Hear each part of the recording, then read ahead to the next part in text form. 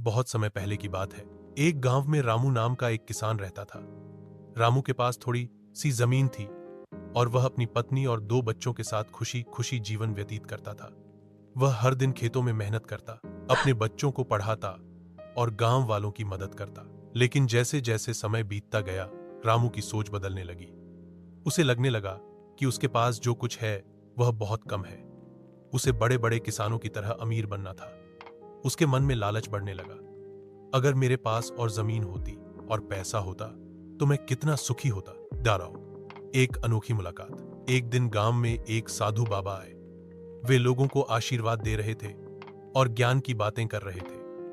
जब रामू ने साधु बाबा के बारे में सुना तो वह भी उनके पास पहुंचा।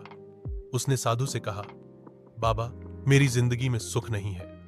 मैं और जमीन और पैसा चाहता हूं।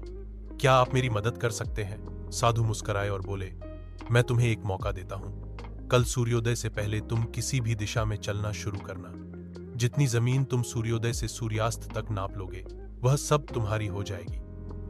लेकिन ध्यान रहे, सूरज डूबने से पहले तुम्हें वहीं वापस आना होगा जहां से चले थे। अगर तुम वापस नहीं लौटे तो तुम्हें कुछ नहीं मिलेगा। रामू बहुत खुश हुआ। उसने सोचा, अब मैं गांव का सबसे अमीर किसान बन जाऊंगा। ठीक है, लालच की शुरुआत। अगली सुबह रामू सूरज निकलने से पहले तैयार हो गया। उसने अपने साथ पानी की बोतल, थोड़ा खाना और एक डंडा लिया ताकि वह जमीन नाप सके। जैसे ही सूरज निकला, रामू चल पड़ा।